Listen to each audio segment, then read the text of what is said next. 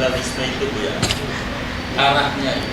Maka untuk menghancurkan Indonesia ini, terima dulu liberalisme. Dengan diterimanya liberalisme, pikiran apapun saja bebas. Orang mau berpikiran apa saja bebas, asal tidak mukul orang. Mau berpendapat apapun saja bebas. Maka inilah sekarang pendapat-pendapat segala macam di Jawa Timur, di ini bebas. Itulah akibat liberalisme. Semua orang bebas berbicara, semua orang bebas untuk menyatakan perasaannya, termasuk barangkali dalam soal nasab ini. Iya. Kalau saya ini nggak pusing-pusing dengan nasab itu, saya tidak pernah memikirkan nasab orang. Yang saya pikirkan nasib saya di dunia dan di akhirat. Apa? Ini mancing-mancing saya ini. Sudah, nggak usah bantah dengan Imaduddin. Bantah sudah tidak ada gunanya. Dia sudah bikin kesimpulan kok. Ulama sedunia mau mengatakan Ba'alawi itu Duri Rasul, saya tetap menolak. Dan mengapa bermusyawarah? Goblok yang bermusyawarah itu. Biarkan aja udah.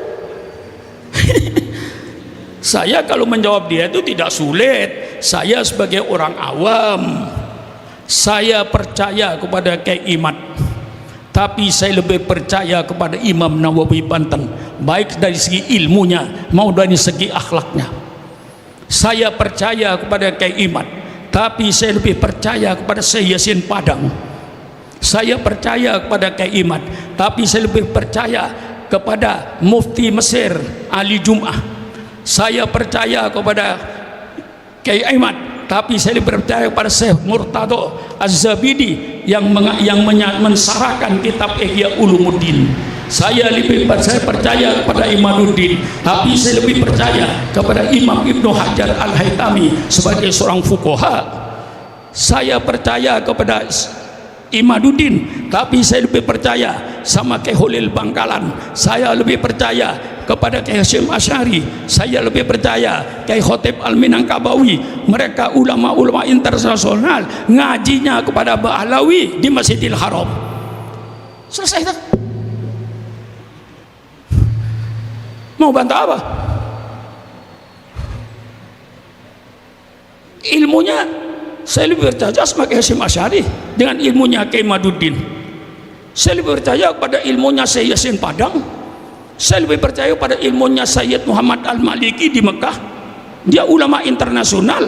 Dia menyatakan saya punya sanad dengan Ba'alawi. Punya sanad itu nanti punya guru.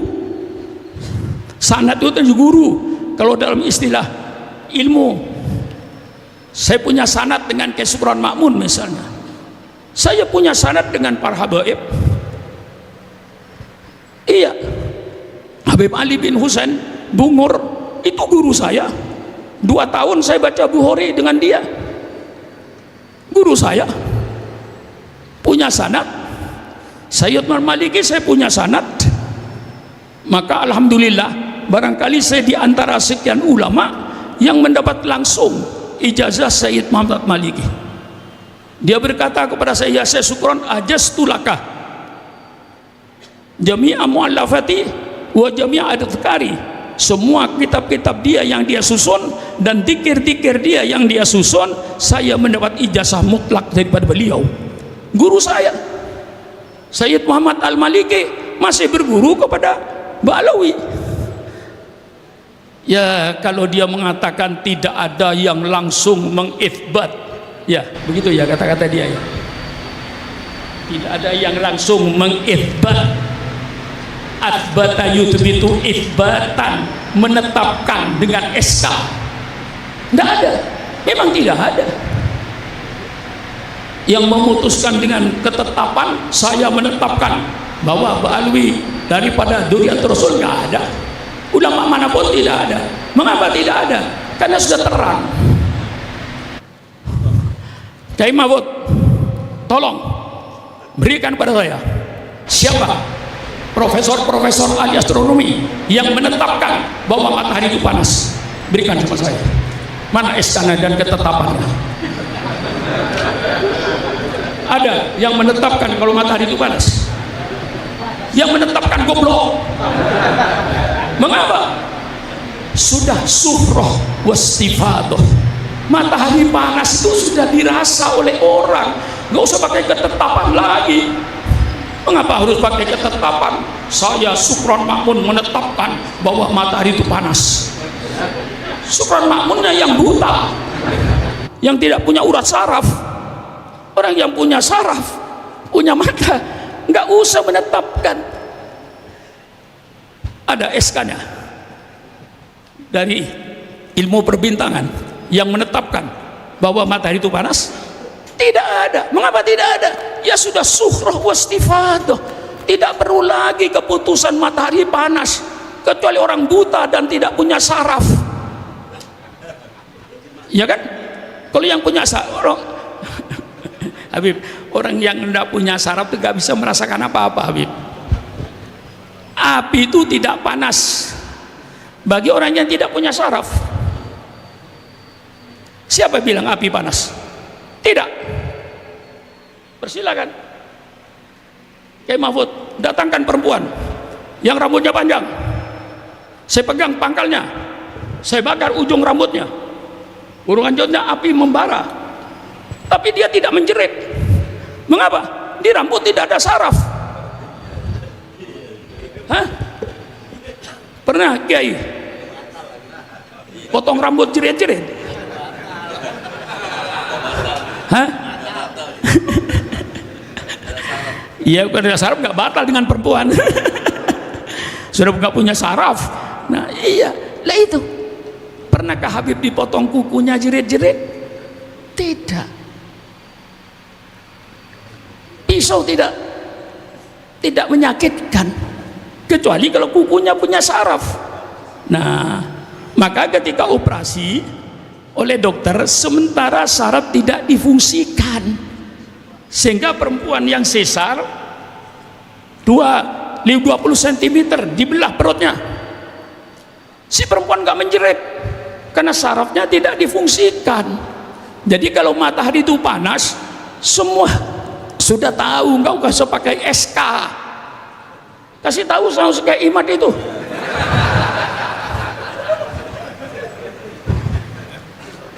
Nggak usah, kecuali orang yang nggak punya saraf atau buta, nggak lihat matahari dan tidak punya saraf. Dia jam 1 siang berada di tengah padang pasir, tidak punya saraf, dingin.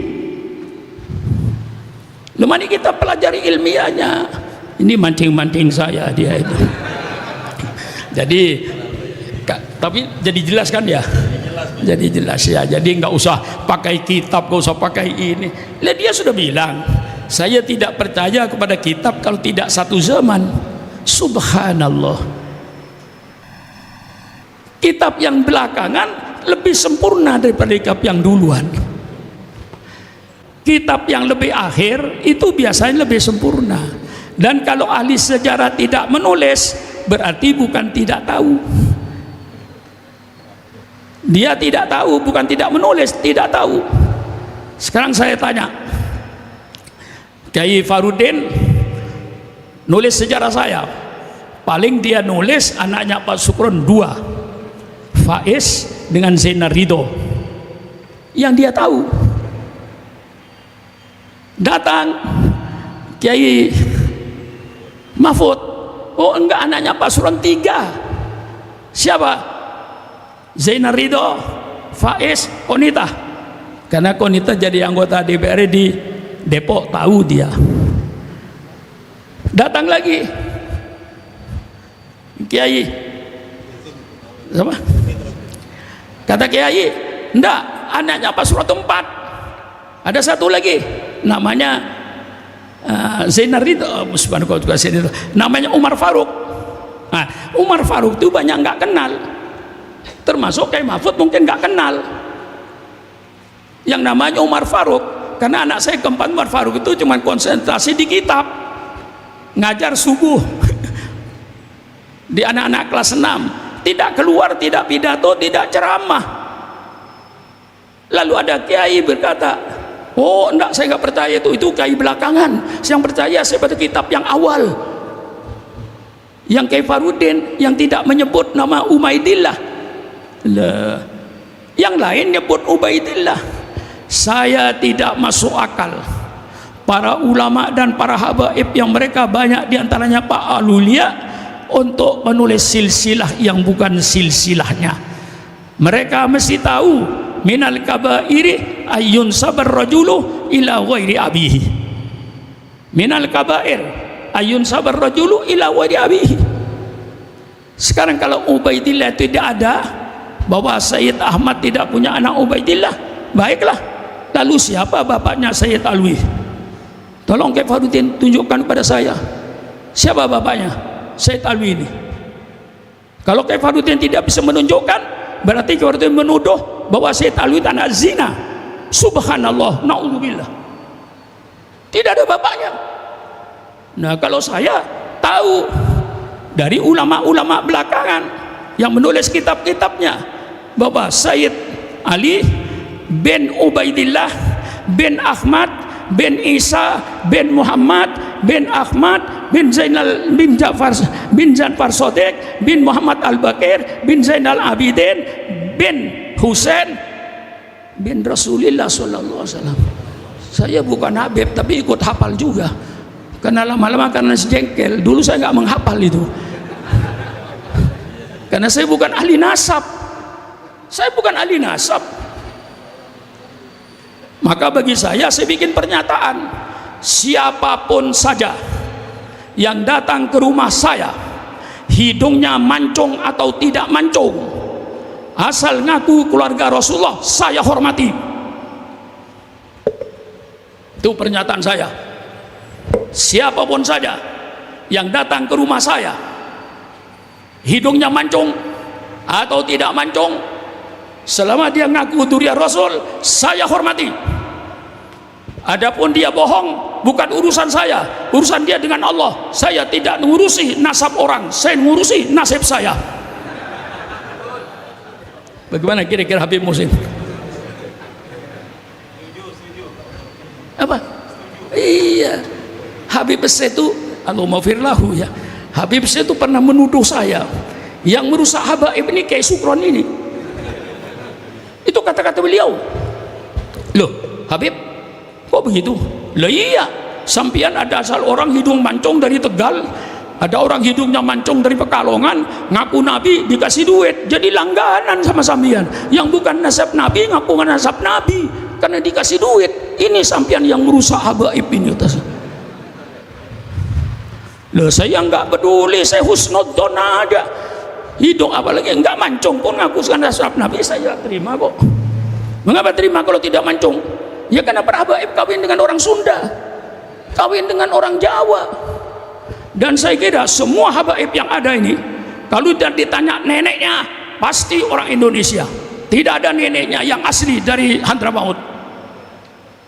Berani saya, walaupun depan Habib Muhsin saya berani, bahwa neneknya Habib Muhsin insya Allah wong Indonesia. Karena dari Hadramaut tidak ada habaib yang bawa bini istri, itu nggak ada. Habib Ali kawin dengan orang Cikini, kawin dengan orang Bogor. Jadi walaupun hidungnya tidak mancung, dia ngaku nasab Nabi, saya hormati. Adapun dia berbohong, bukan urusan Sukron Makmun, urusan dia dengan Allah. Tapi saya menghormati, saya tidak berdosa. Apalagi masih habaib, bukan habaib itu saya hormati. Bagaimana? Orang-orang fuhab mantap apa tidak? Ini gunanya ngaji, supaya tidak terombang-ambing. Kiai Farudin cuma mancing-mancing saya. Saya tidak ada arah ke sini sebenarnya. Nggak ada saya arah